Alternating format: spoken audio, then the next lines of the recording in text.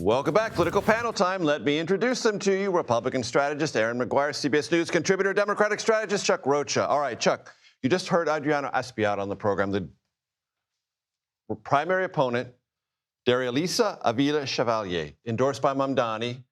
That race, he says, is not tight. Is there anything you find interesting about this particular congressional race with the head of the Hispanic caucus in Congress being challenged from the left and endorsed by Mamdani? We talk about this on the program all the time, Democrat or Republicans, is that primaries are a really small group of people. In New York, it used to be tiny. They didn't even have an early vote, but that is new, and now there's more people getting into that. Watch what's happening, because it's not just Jeremy and Erin. We're talking about it in the green room. Like in Michigan and in other places, there's a lot of D-on-D crime, and I don't think anytime Democrats are spending money against other Democrats, it's good for Democrats. And it's a hard progressive left attack against Espaillat. Right, and it's a Latino district. Latinos who we have made the marginal group of voters. They've been swinging to Trump. They've been swinging back to Democrats. We're trying to talk to them about working family issues, and for God's sakes, they're attacking each other in New York City. And you don't need a family dispute at this time, is what you're saying. There is an enemy. No, I'm here for it. Let the Democrats fight it out. I love it. Good God. Let them be messy and sloppy like housewives, and let them be dragged further to the left so that when they try to go into the general here,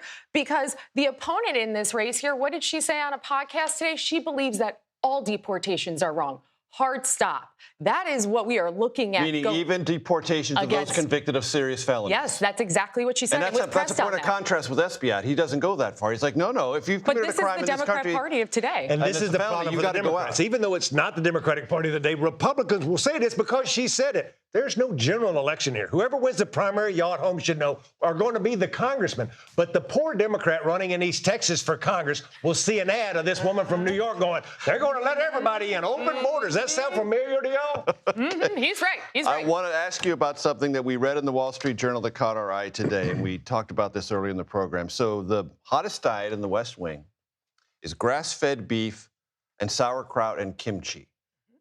And not only does RFK Jr., okay, whatever, he does it. Sean Duffy, the Transportation Secretary, Howard Lutnick, the Commerce Secretary, J.D. Vance, the Vice President, and now also Kevin McCarthy, the former House Speaker, all following the advice of Dr. Sean O'Mara, who, for a first-time consult on this in person, charges $18,000. So good on you, doctor, for getting that kind of cash to talk about kimchi, sauerkraut, and grass-fed beef. Erin, what does this tell us, if anything? It tells us that they are dedicated to their health and fitness. It tells us that they enjoy a fermented meal of smelly food that I would not be carrying around with me. I saw that RFK Jr.'s wife, Cheryl Hines, was on Katie Miller's podcast about this. Said he wants her to carry the sauerkraut in her handbag. In her Chanel. And she's like, thank you. Tell me to bring the sauerkraut purse when you want me to carry your sauerkraut around. Tell me about your sauerkraut purse, Chuck Rocha. Yeah, what help? I don't want sauerkraut on a hot dog. I don't want it in my belly. I don't want it nowhere around me. And I am a fitness nut. Me and Finn were on here the other day talking about how we'd like to go over and have a wrestling match at the White House Octagon. But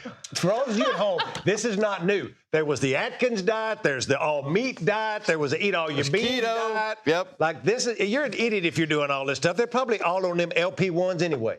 Hey, listen. GLP-1s, I believe. Fermented foods are good for your gut health-wise, so I can appreciate that. But they are bad for your butt and the gas, I'll promise you that. Well, listen, I am not their significant other, so that is not my problem. Okay, let us move on to more, let's say, statistical political news. Cook Political Report said today that it is shifting 7 House races in the direction of Democrats. 3 seats from likely Republican to lean Republican, 4 seats from solid Republican to likely Republican. This doesn't move anything into a Democratic column, but Erin, it suggests from the Cook Political Report, which a lot of us rely on, it's nonpartisan, it's very read in, that there's something out there that's possibly dangerous for Republicans, even in theoretically safe seats to keep an eye on. Yeah, that looks like a softening in the Republican enthusiasm that they're going to need going into midterms. These are the hardcore Republicans that you're seeing in those seats, right? Because those are likely Republican seats, solid Republican seats that are now softening toward Democrats. They're not moving into the toss-up or into the Democrat category. But if you're looking at stronghold Republican seats or seats that are likely to stay in that lane, and right now they're saying they're moving away from Republicans, that means we have a big base turnout problem. Chuck, that could mean, you've got 1 minute to summarize this, that even though there have been gains, and you can't ignore it, that Republicans have achieved through redrawing maps, it may not be enough. What I noticed in these races that really stood out to me is these aren't seats in a city. Say that fast. Seats in a city. They are rural seats. They are seats with not a lot of black folks, not a lot of Latinos, but a lot of working class white people. And that doesn't mean that we're winning all of data them. that's showing that softening for President Trump and Republicans generically. So if I was a Republican or a Democratic consultant, that's what I'd be paying attention to, because if there's movement in those rural districts, that's not our base. That's their territory. And so that just sees softening. Erin's exactly right. Put it on the record. There was Chuck Not Rocha about said everything. exactly right. Just No, about he that said one little everything. thing. Just that little bitty thing. But that's right. What he said, these are rural districts. Yes. And I think that this is showing we are looking at a softening of the Republican ability to turn out the voters we're going to need. It's for hard in this midterm. general Yeah, election. it's not because they've got it figured out, we do. It's just harder in a midterm. It's so tough. There we go. It's harder in a midterm. It always There is. you go. Erin Maguire, Chuck Rocha, thank you.